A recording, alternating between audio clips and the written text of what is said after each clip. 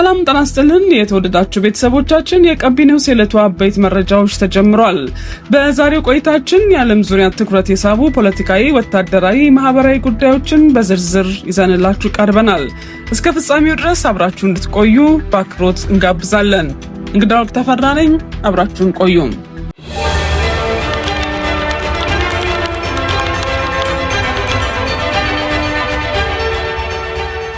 የአሜሪካ የውጭ ጉዳይ ሚኒስትር ከጤናና ሰብአዊ አገልግሎት መስሪያ ቤት ጋር በመተባበር ባወጣው አዲስ መመሪያ የልጅ ቀለብ ዕዳ ያለባቸው ወላጆች ላይ ጠንካራ እርምጃ ለመውሰድ መወሰኑን አስታውቋል።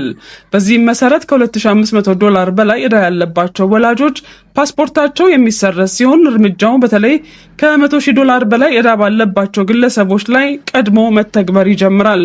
ወላጆች ፓስፖርታቸው እንዳይሰረዝ ከሚመለከተው የመንግስት አካል ጋር ክፍያ ስምምነት ማድረግ ይኖርባቸዋል። ይሁን እንጂ አንድ ጊዜ ፓስፖርቱ ከተሰረዘ ግን ዕዳው ቢከፈልም እንኳን ለጉዞ እንደማያገለግልና ግለሰቡ አዲስ ፓስፖርት ማውጣት እንደሚጠበቅበት ተገልጿል።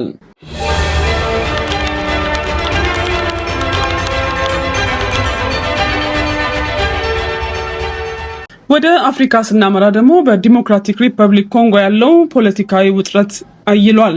ፕሬዝዳንት ፌሊክስ የሀገሪቱ ምርጫ በተያዘለት ጊዜ እንደማይካሄድ ጠቁመዋል። ፕሬዝዳንቱ በምስራቅ ኮንጎ የሚንቀሳቀሰውን የኤም23 አማጺ ቡድን የማጥፋት ህልም እንዳላቸው በመግለጽ ሰላም ሳይረጋገጥ ስልጣን የመልቀቅ ፍላጎት የለኝም ብለዋል። ይህም የሀገሪቱን ህገ መንግስት የሚጥስና ለሶስተኛ ስልጣን ዘመን ለመቆየት የሚደረግ ጥረት መሆኑን ተቺዎች እየገለጹ ነው። ባለፉት 20 ዓመታት ውስጥ ብቻ 14 የአፍሪካ ሀገራት መሰል የህግ ማሻሻያ በማድረግ የስልጣን ዘመናቸውን ማራዘማቸው ይታወሳል።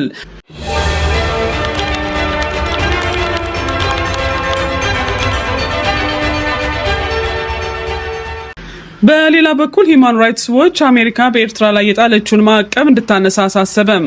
ድርጅቱ በትግራይና በኤርትራ ለተፈጸሙ ወንጀሎች ተጠያቂነት ሳይሰፍን ማዕቀብ መነሳቱ ለተጨማሪ ሰብአዊ መብት ጥሰቶች በር ይከፍታል ሲል አስጠንቅቋል።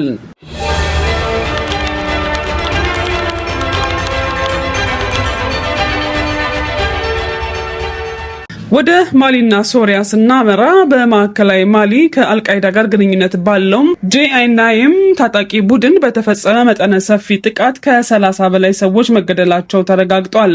ጥቃቱ የመከላከያ ሚኒስተሩ ሳዲዮ ካማራ ከተገደሉ በኋላ በሀገሪቱ የሰፈነው አለመረጋጋት ይበልጥ አባብሶታል።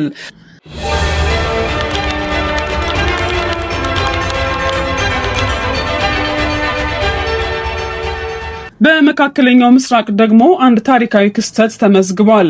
ሶሪያ በሳውዲ አረቢያ ጅዳ የሚገኘውን ቆንስላን ከ14 ዓመታት መዘጋት በኋላ በይፋ ከፍታለች። ይህም አዲሱ የሶሪያ አስተዳደር ከቀጠናዊ አጋሮቹ ጋር ያለውን ግንኙነት ለማደስ የጀመረውን ጥረት አካል ተደርጎም ተወስዷል።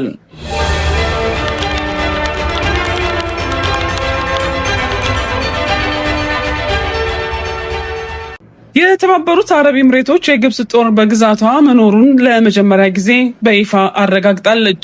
የግብጽ ፕሬዝዳንት አብዱል ፈታህ አልሲሲ በአቡዳቢ ጉብኝት ባደረጉበት ወቅት ሁለቱ መሪዎች በኤምሬትስ ውስጥ ያሰፈሩትን የግብጽ ተዋጊ አውሮፕላኖች ቡድን በጋራ ጎብኝተዋል።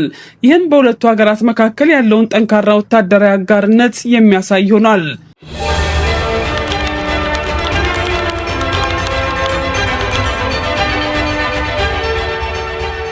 ወደ ዚምባብዌ ስናልፍ መንግስት በቀድሞ ፕሬዝዳንት ሮበርት ሙጋቤ ትዕዛዝ ከአውሮፓውያን ባለሀብቶች ተወርሰው የነበሩ 67 እርሻዎችን ለመመለስ መወሰኑን አስታውቋል።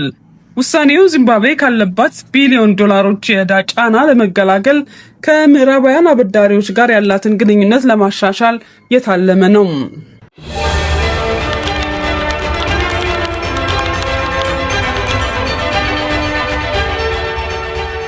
በህንድና በቻይና የሚገኙ በሚሊዮን የሚቆጠሩ የእግር ኳስ ደጋፊዎች የ2026 የዓለም ዋንጫ ስርጭትን በተመለከተ ስጋት ላይ ወድቀዋል። ብሮድካስተሮች ከፊፋ ጋር ባላቸው የክፍያ አለመስማማት ምክንያት እስካሁን ስምምነት ላይ አልተደረሰም። ፊፋ ለቻይናው ሲሲቲቪ እስከ $300 ሚሊዮን የጠየቀ ሲሆን ዋጋው አሁን ደግሞ ወደ $150 ሚሊዮን ቢቀንስም አሁንም ከብሮድካስተሩ አቅም በላይ መሆኑን ተገልጿል።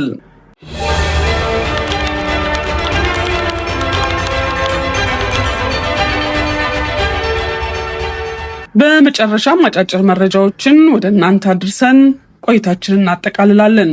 የኢራን ፓርላማ አፈ ጉባኤ መሐመድ ባገር ጋሊባፍ የአሜሪካ ወታደራዊ እንቅስቃሴን በመተቸት ኦፕሬሽን ትረስት ሚ ብሮ ሲሉ ተሳልቀዋል።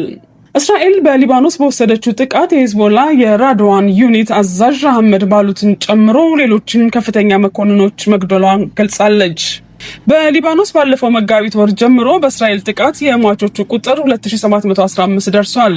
ከ1.6 ሚሊዮን በላይ ሰዎችም ተፈናቅለዋል።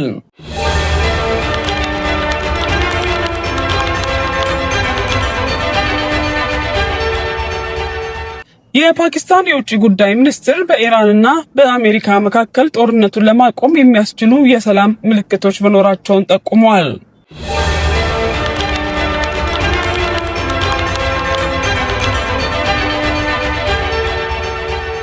ፕሬዚዳንት ዶናልድ ትራምፕ በኢራን ላይ የሚደረገው ጦርነት በአፋጣኝ እንዲቆም በድጋሚ በማሳሰብ በቅርቡ ስምምነት ላይ እንደሚደረስ ተናግረዋል።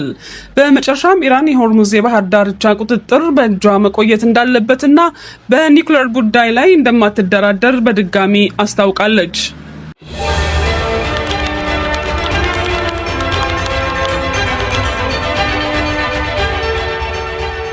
የተወደዳችሁ የቀቢ ኒውስ ቤተሰቦች ለዕለቱ ያዝንላችሁ መረጃዎች የተከታተላችሁትን ይመስል ነበር። አብራችሁን ስለቆያችሁ ከልብ እናመሰግናለን። በሌላ መረጃ ዳግመኛ እስከምንገናኝ ሰላም ሁኑ።